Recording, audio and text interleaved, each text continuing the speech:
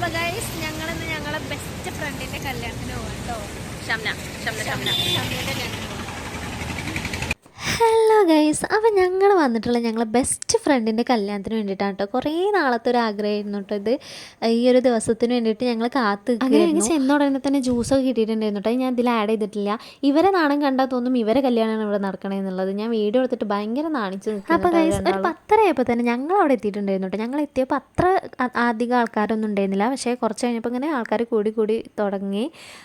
ഇതാണ് ബ്രൈഡ് ഷംന കേട്ടോ. നല്ല ഭംഗിയുണ്ടായിരുന്നു അവളെ കാണാനായിട്ട്. നല്ല കോസ്റ്റ്യൂമും മേക്കപ്പും ഒക്കെ കൂടെ ആയിട്ട് നല്ല ഭംഗിയുണ്ടായിരുന്നു കാണാനായിട്ട്. ഒരു പെൺകുട്ടിക്ക് അവളുടെ കല്യാണത്തിന് നല്ല ടെൻഷനും കാര്യങ്ങളൊക്കെ ആവില്ലേ.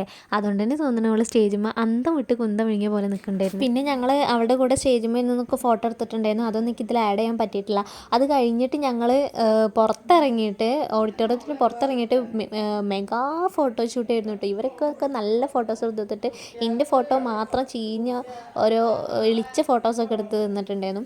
പിന്നെ ഞങ്ങളത് കഴിഞ്ഞ് ബിരിയാണി കഴിച്ചു. നല്ല ബിരിയാണി ആയിരുന്നു കേട്ടോ. ചിക്കൻ പൊരിച്ചതൊക്കെ അടിപൊളി ടേസ്റ്റ് ഉണ്ട്. ആ എള്ളൊക്കെ ഇട്ടിട്ട് നല്ല ടേസ്റ്റ് ഉണ്ടായിരുന്നു. പിന്നെ ബീഫ് സുർബിയാനി ഉണ്ടായിരുന്നു. അത് പിന്നെ ഞാൻ കഴിക്കാത്തതുകൊണ്ട് ഇവരും എടുത്തില്ല.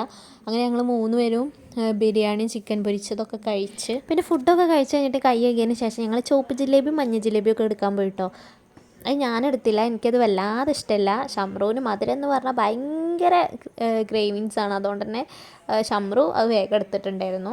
പിന്നെ അത് കഴിഞ്ഞിട്ട് ഞങ്ങൾ കുറേ നേരം 4 മണി വരെ ഞങ്ങളവിടെ വെയിറ്റ് ചെയ്തിട്ടുണ്ട്. കാരണം ഇവളെ ഈ എൻട്രി കാര്യങ്ങളൊക്കെ കാണാൻ വേണ്ടിയിട്ടും പിന്നെ ഇവളുടെ കാക്ക വരുന്നത് കാണാൻ വേണ്ടിയിട്ടൊക്കെ ഇക്ക വരുന്നത് കാണാൻ വേണ്ടിയിട്ടൊക്കെ ഞങ്ങളവിടെ കുറേ നേരം വെയിറ്റ് ചെയ്തിട്ടുണ്ടായിരുന്നു.